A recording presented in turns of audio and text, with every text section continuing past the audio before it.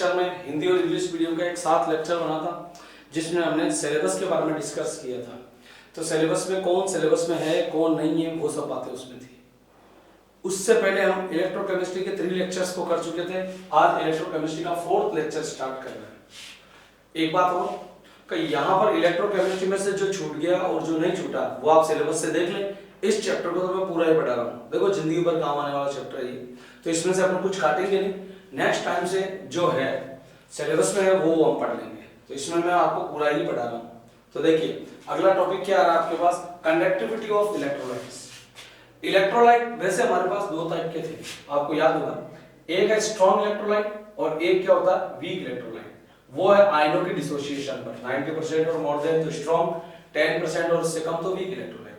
But यहाँ conductivity की basis पर हम क्या देख रहे हैं, इलेक्ट्रोलाइट और डाइल्यूशन की बेसिस पर। कैसे? आपने इससे प्रीवियस में लेक्चर में स्टडी किया था, लैम्बडा बराबर केवी है और लैम्बडा प्रोपोर्शनल टू वी है, मतलब जैसे डाइल्यूशन होगा वैसे मोलर कंडक्टिविटी बढ़ेगी। तो इस बेसिस पर इन्होंने क्या किया, 2 टाइप के इलेक्ट्रोलाइट लिए। जैसे एक इलेक्ट्रोलाइट लिया इन्होंने KCl, उसकी कॉन्सेंट्रेशन 0.1 थी। उस समय उसकी मोलर कंडक्टिविटी देखा 127 या 126.9 के लगभग थी।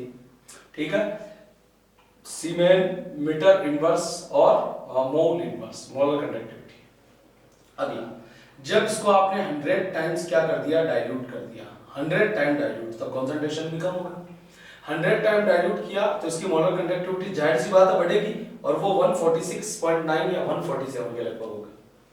ऐसे एक और इलेक्ट्रोलाइट लिया जैसे CH3COONA, ये इनकी मोलर कंडक्टिविटी को उसने 0.1 पर देखा, 100 टाइम्स डाइल्यूट करने के बाद देखा। तो पहले इसकी थी 72.8 यूनिट पढ़ाई आपके पास। नेक्स्ट हो गया इसका 88.5, इंक्रीज तो हुआ है, इंक्रीज हुआ है। नेक्स्ट ऐसे दूसरी टाइप का इलेक्ट्रोलाइट लिया इन्होंने CH3COOH, उसको भी देखा गया कि 0.1 m पर उसकी मोलर कंडक्टिविटी थी आपके पास लगभग 5.2, वही ओम इनवर्स सेंटीमीटर स्क्वायर जो भी आपके पास, ठीक है, मोल इनवर्स 100 टाइम्स डाइल्यूट किया गया। तो इसके बाद हो गई इसकी 49.2, जरा यहां से देखो ध्यान से। ऐसे दूसरा इलेक्ट्रोलाइट लिया इन्होंने NH4OH, उसकी मोलर कंडक्टिविटी देखी 0.1 m पर, तो थी 3.4 और 100 टाइम्स डाइल्यूट करने के बाद देखा तो इसकी होगी 36। अब जरा अपना दिमाग काम में लो, क्या कह रहा है कि 5 से 50 हो गई तो 10 टाइम्स इंक्रीज होगी, 3.4 से 34 होगी या 36 होगी, मतलब 10 टाइम्स से मोर हो गई, तो लगभग 10 टाइम्स इंक्रीज होगी। लेकिन यहाँ देखो 126 का बदल 252 भी नहीं हुआ, इंक्रीज ही हुआ है पर कितने टाइम्स इंक्रीज नहीं हुआ। ठीक है, तो जब क्या होगा कि डाइल्यूशन करने पर मोलर कंडक्टिविटी बढ़ती है और रैपिडली बढ़ती है, तो ऐसे इलेक्ट्रोलाइट को हम कहते हैं वीक इलेक्ट्रोलाइट, जिनकी मोलर कंडक्टिविटी में क्या होगा आपके पास फास्टली चेंज आएगा। ठीक है, एकदम फास्टली क्या हो रहा है, चेंज आ रहा है, वो क्या आपके पास है, जल्दी जल्दी चेंजेस आ रहा है। ठीक है, वो क्या कहलाती है आपके पास, वीक इलेक्ट्रोलाइट कहलाते हैं। और जिनकी मोलर कंडक्टिविटी में डाइल्यूशन के बाद भी क्या हो रहा है, इंक्रीज तो हो रहा है पर कुछ ही अमाउंट इंक्रीज हो रहा है, मतलब परसेंटेज में इंक्रीज नहीं हो रहा या फास्टली इंक्रीज नहीं होता। तो ऐसे इलेक्ट्रोलाइट जिनकी डाइल्यूशन पर मोलर कंडक्टिविटी में चेंजेस बहुत कम आता है वो होते हैं आपके पास स्ट्रॉन्ग इलेक्ट्रोलाइट, और जिनका रैपिडली चेंज आते हैं वो क्या होते हैं, वो होते हैं वीक इलेक्ट्रोलाइट। ये हो गया आपके पास कंडक्टिविटी की बेसिस पर इलेक्ट्रोलाइट। नेक्स्ट अगली बात करते हैं कोलराउस लॉ। कोलराउस लॉ,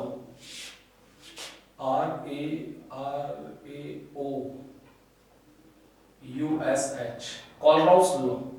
अगली बात करते हैं कोलराउस लॉ। कोलराउस ने क्या बोला, तो देखें ये इलेक्ट्रोलाइट हमारे पास NaCl, ये डिसोशिएट हो रहा है आपके पास Na+ और Cl-। इसको तुम इनफाइनाइट डाइल्यूशन पर ले जाओ, क्योंकि कोलराउस इनफाइनाइट डाइल्यूशन पर काम करता है, लैम्बडा m इनफाइनाइट पर, लैम्बडा m इनफाइनाइट पर, लैम्बडा m इनफाइनाइट। तो क्या बन जाएगा, what is Kohlrausch law, molar conductivity of salt at infinite dilution is sum of molar conductivity of cation and anion at infinite dilution is Kohlrauss law। कोई भी आपके पास salt है उसकी इनफाइनाइट डाइल्यूशन पर मोलर कंडक्टिविटी। इनफाइनाइट डाइल्यूशन का मतलब क्या है? कोई इलेक्ट्रोलाइट है और उसको आपने डाइल्यूट किया, जैसे NaCl है, नमक है, उसमें पानी डाला तो आयनों में टूटेगा। इतना पानी डाल दो कि पूरा का पूरा डिसोशिएट हो जाए, ठीक है, वो बिल्कुल आगे डिसोशिएट होने लायक बचे नहीं, उसको बोलते हैं आप क्या? Infinite dilution. तो इनफाइनाइट डाइल्यूशन पर किसके बराबर होता है? केटाइन और एनाइन के सम के बराबर होता है। अब इसको एक्सप्लेन करने के लिए पूरी तरह से कोलराउस ने अपनी एक इक्वेशन दी जिसको बोलते हैं हम कोलराउस की इक्वेशन, और वो इक्वेशन क्या है? लैम्बडा m c पर अपॉन लैम्बडा m इनफाइनाइट पर माइनस b रूट c, ये आपकी इक्वेशन है, ठीक है। बट इसका कोई थ्योरेटिकल एविडेंस तो था नहीं, थियोरेटिकल एविडेंस, इसका कोई भी थ्योरेटिकल एविडेंस नहीं था, इसका कोई भी आपके पास क्लियरिफिकेशन नहीं था, प्रमाण नहीं था। तो इसके बाद एक साइंटिस्ट आया जिसका नाम था ओनसागर या ओनसेगर। ओनसेगर ने अभी एक नई इक्वेशन दी, जो क्या थी भाई?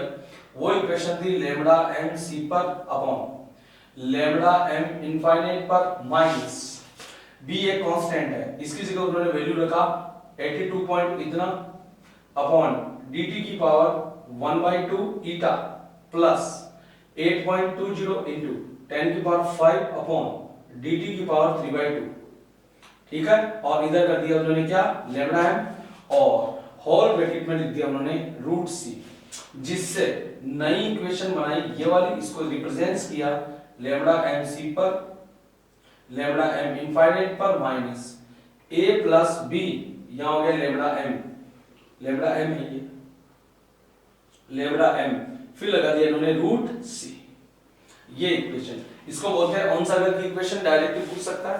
ये हो गई कोलराउस की इक्वेशन, ठीक है। इस बेसिस पर कोलराउस ने क्या किया? इसका ग्राफ कलेक्शन किया, और ग्राफ में इधर रखा इन्होंने लैम्बडा m, इधर रखा रूट c, इधर हो गया इनफाइनाइट।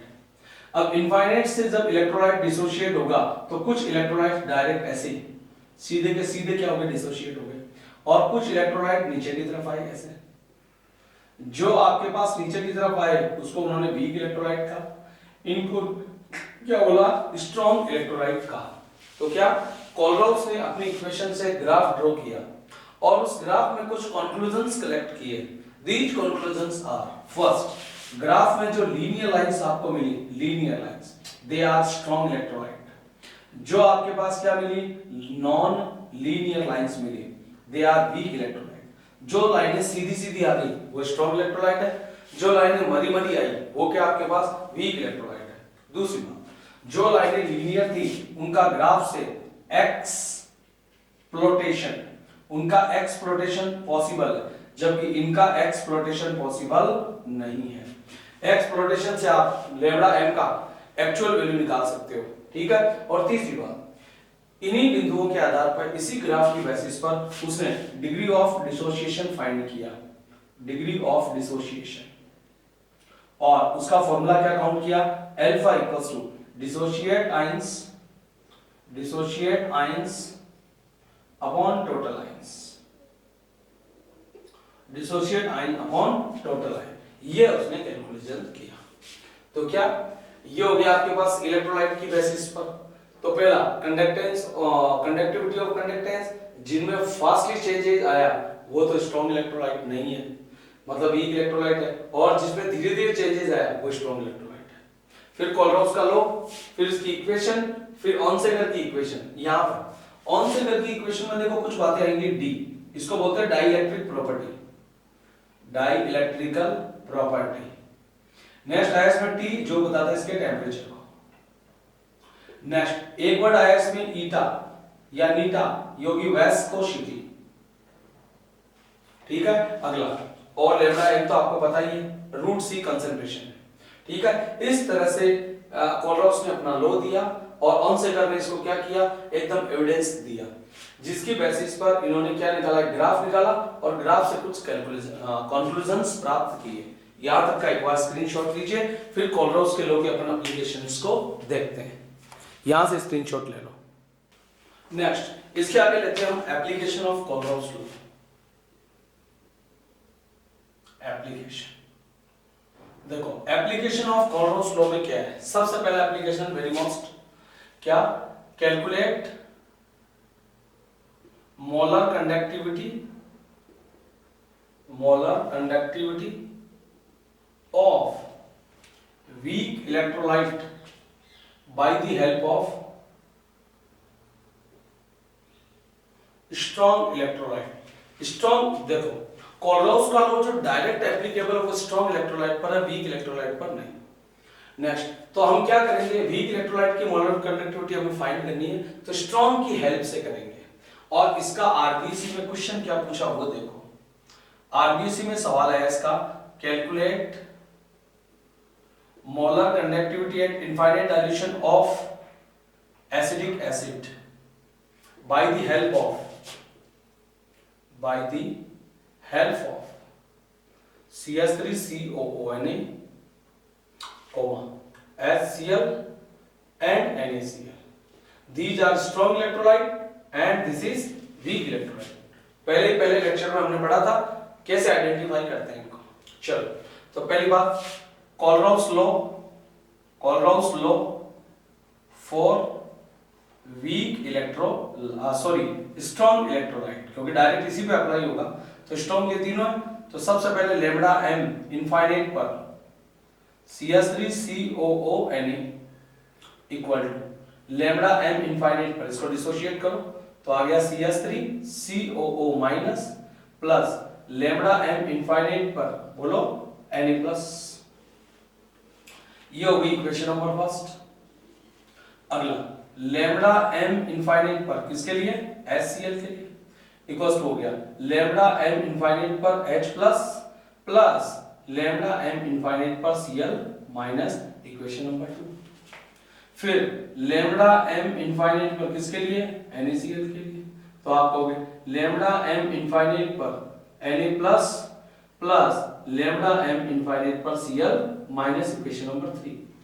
अब जरा पहले आप दिमाग लगाओगे का आपको क्या बनाना है, CH3COH, तो CH3COO तो यहां से आ गया, H यहां से आ गया, मतलब इन दोनों को ऐड किया और इसको सब्सट्रैक्ट किया तो Na से Na कट, Cl से Cl कट, मींस यहां आपने किया 1 + 2 - 3।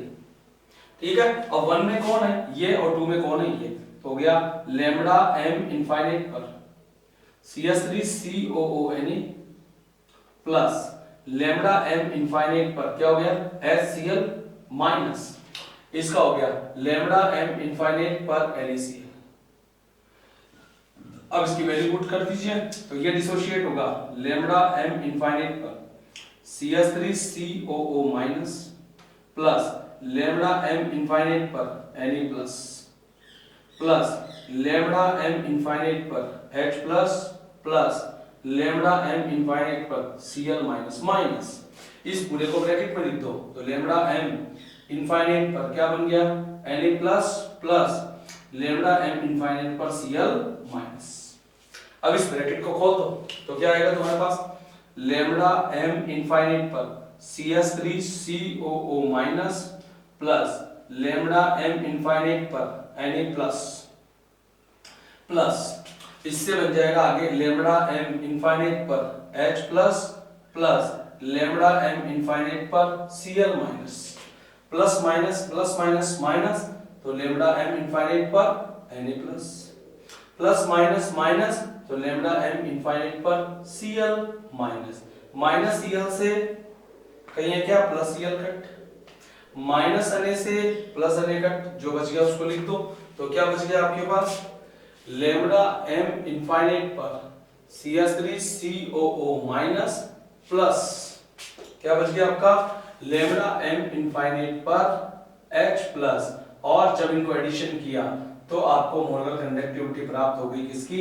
एसिटिक एसिड की। इस प्रकार क्या कर सकते हैं हम, स्ट्रॉन्ग इलेक्ट्रोलाइटिक आयनों की हेल्प से वीक इलेक्ट्रोलाइट की मोलर कंडक्टिविटी को फाइंड कर सकते हैं, बिकॉज स्ट्रॉन्ग आयनों में क्या होगा, मोलर कंडक्टिविटी ज्यादा होगी तो उनसे वीक का निर्माण होगा, तो मोलर कंडक्टिविटी कुछ ना कुछ आएगी। नेक्स्ट आफ्टर दैट एक आपका किताब का पीछे का बैक साइड का क्वेश्चन है और वो क्वेश्चन क्या कह रहा है आपको, वो क्वेश्चन कह रहा है suggest A way by this determine molar conductivity of H2O। ठीक है, H2O की लेमडा m इनफाइनाइट पर क्या निकालो, मोलर कंडक्टिविटी फाइंड करो। अब अगर ये स्ट्रॉन्ग इलेक्ट्रोलाइट होता तब तो हम डायरेक्ट कोलरॉस का लॉ लगा देते और क्या बोल देते हैं कि इसकी मोलर कंडक्टिविटी इसके आयनों के इक्वल होती है, but this is wrong because ये क्या है, वीक इलेक्ट्रोलाइट हम डायरेक्ट नहीं अप्लाई कर सकते। अब तुम्हें क्या प्राप्त करना है लेकिन बेटा, एक तो H प्लस प्राप्त करना और एक OH माइनस। कहां से करोगे, स्ट्रॉन्ग से। तो स्ट्रॉन्ग तो HCl होता है, ऐसे वीक स्ट्रॉन्ग कौन होता है, NaOH होता है। इन दोनों को तुमने जोड़ा तो H और OH आ गए। अब माइनस किसको कर दो, NaCl को। बस ये तुम्हारे पास स्ट्रॉन्ग इलेक्ट्रोलाइट हो गए, इनकी हेल्प से तुम वीक को निकालो। तो क्या कर सकते हैं, सबसे पहले ये स्ट्रॉन्ग इलेक्ट्रोलाइट कोलरॉस लो, तो लेमडा m इनफाइनाइट पर बोलो HCl क्या बन जाएगा, लेमडा m इनफाइनाइट पर H plus plus lambda m infinite पर Cl माइनस, ये हो गई इक्वेशन नंबर फर्स्ट। उसके बाद सेकंड, लेमडा m इनफाइनाइट पर क्या बन जाएगा, NaOH, ये बन गया लेमडा m इनफाइनाइट पर Na plus plus lambda m infinite पर OH माइनस, ये हो गई तुम्हारे पास इक्वेशन नंबर 2। अगली बात यहां बन जाएगा लेमडा m इनफाइनाइट पर Na plus plus lambda m infinite पर Na प्लस और लेमडा m इनफाइनाइट पर Cl माइनस, इक्वेशन नंबर 3। अब सीधी सीधी बात है भाई, इन दो को जोड़ा तो इन दो को कर दिया प्लस और इसको कर दिया माइनस। डायरेक्ट ही कर रहा हूं, आप पूरा वे लिख लें। कैसे, लेमडा m इनफाइनाइट पर HCl plus lambda m infinite पर NaOH minus lambda m infinite पर NaCl। अब तीनों की वैल्यू पुट कर दो, तो इसकी आ जाएगी लेमडा m इनफाइनाइट पर H plus plus lambda m infinite पर Cl माइनस प्लस इसकी आ जाएगी लेमडा m इनफाइनाइट पर Na plus plus lambda m infinite पर OH माइनस माइनस इस पूरे को ब्रैकेट में, तो आ गया लेमडा m इनफाइनाइट पर Na plus plus lambda m infinite पर Cl माइनस। अब इस ब्रैकेट को खोल दो, तो ये प्लस माइनस ये माइनस हो गया, ये भी प्लस माइनस माइनस हो गया, माइनस Cl ये माइनस Na, माइनस Na से plus Na cut, minus Cl से ये कट। अब जो बच गया लिख दो, एक तो OH बच गया और एक H बच गया, तो लेमडा हो गया इनफाइनाइट पर H प्लस का और लेमडा MOH माइनस का, जिसको ऐड करके आपने क्या प्राप्त कर लिया, इनफाइनाइट डाइल्यूशन पर वाटर की मोलर कंडक्टिविटी को फाइंड कर लिया। दोनों ही एग्जांपल में एक बात देखी आपने, क्या कि जो आपका कॉमन आयन है उसका मोलर कंडक्टिविटी पर कोई फर्क नहीं पड़ता। जैसे ये जो आपको COO और Na एक साथ चल रहे थे, ये CO इससे कनेक्ट हुआ तो ये Na और इस Cl मतलब कॉमन आयन ने इसकी कंडक्टिविटी पर क्या किया, कोई इफेक्ट नहीं डाला, और इसी को बोलते हैं फ्री माइग्रेशन लॉ या independence migration law, independence law of ions, ठीक है, या free migration law, free migration law of Kohlrausch. ये आरबीसी बोर्ड में पूछ चुका है। आयनों का इंडिपेंडेंस कोलरॉस लॉ क्या है, तो क्या, जब स्ट्रॉन्ग इलेक्ट्रोलाइट से वीक इलेक्ट्रोलाइट बनते हैं तो इसकी मोलर कंडक्टिविटी में एक आयन का दूसरे के क्यों आयन की मोलर कंडक्टिविटी पर कोई इफेक्ट नहीं पड़ता। जिनको कटना हो कट जाते हैं, जिनको मिलना हो मिल जाते हैं, और फाइनली मोलर कंडक्टिविटी किसकी देते हैं, साल्ट की मोलर कंडक्टिविटी को फाइंड कर देते हैं। इसी को बोलते हैं फ्री माइग्रेशन लॉ या इंडिपेंडेंस माइग्रेशन लॉ या इंडिपेंडेंस लॉ। अगला पहला एप्लीकेशन पूरा हो गया। सेकंड एप्लीकेशन क्या है, कोलरॉस का बोस लॉ। ये आता है आपके पास by transport number lambda m, calculate lambda m molar conductivity for transporter, transporter या ट्रांसपोर्ट नंबर। ट्रांसपोर्ट नंबर क्या होते हैं, देखो ट्रांसपोर्ट नंबर होता है n, एक होगा कैटाइन का, एक होगा एनाइन का। जैसे जिस बच्चे को मोल फ्रैक्शन आती है ये भी आता है।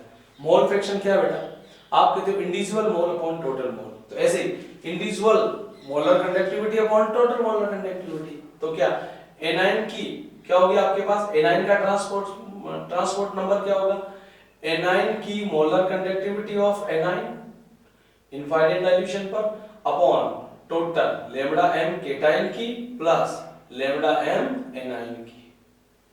ठीक है, ऐसे ही ट्रांसपोर्ट नंबर ऑफ केटाइन क्या होगा, molar conductivity of cation upon molar conductivity of cation plus molar conductivity of A9. इसको लिख देते हैं केटाइन, इसको लिख देते हैं एनाइन। अब यहां से मैं तुमसे पूछूं, बताओ क्या तुम इसकी एनाइन की मोलर कंडक्टिविटी को फाइंड नहीं कर सकते? इनफाइनाइट डाइल्यूशन पर आप होगे कर सकते हैं। कैसे? ये ए से ट्रांसपोर्ट नंबर से क्या कर सकते हैं, टोटल मोलर कंडक्टिविटी को, ये है टोटल मोलर कंडक्टिविटी टीएम, तो टोटल मोलर कंडक्टिविटी को आपने इनटू कर दिया। ऐसे अगर मुझे ट्रांसपोर्ट नंबर से केटाइन की मोलर कंडक्टिविटी फाइंड करनी है तो मैं क्या करूंगा, NC into total molar conductivity, TM मतलब ये वाली, इसमें भी टीएम मतलब ये वाली, टोटल मोलर कंडक्टिविटी, इससे आसानी से फाइंड हो जाएगी। ठीक है, अगली बात, तीसरा एप्लीकेशन क्या होता है कोलरॉस लॉ का, डिग्री ऑफ डिसोसिएशन फाइंड करना। Degree of dissociation alpha, degree of dissociation कैसे फाइंड किया जाता है, देखो अल्फा इक्वल्स टू वही dissociate ions upon total ions. जो इस कोलरॉस लॉ में डिसोशिएट आयन हो गए और टोटल आइंस हो गए, उनका रेशियो होता है अल्फा, उसको हम फाइंड कर सकते हैं। और चौथा degree of dissociation constant find कर सकते हो, डिसोसिएशन कांस्टेंट। और डिसोसिएशन कांस्टेंट को कैसे फाइंड किया जाता है, सब बच्चों को पता है, K equals to alpha square C upon 1 minus alpha. Alpha हो गया डिग्री ऑफ डिसोसिएशन और C क्या हो गई आपके पास, कंसंट्रेशन। इस तरह से हम कोलरॉस लॉ और कोलरॉस के लॉ के एप्लीकेशंस को पढ़ चुके हैं। यहां तक स्क्रीनशॉट ले लो इसका, यहीं तक करेंगे। ये हमारा फोर्थ पार्ट आज पूरा हो गया। ठीक है, अभी पूरा ही लेवल दिया जा रहा है, इसमें से किसी को कट नहीं किया जाएगा, आप अपने अकॉर्डिंग कट कर ले। नेक्स्ट अगले जो चैप्टर होगा उसमें हम कटिंग चैप्टर पढ़ाएंगे जो बोर्ड के सिलेबस में। यहां तक कर लीजिए स्टडी एक बार।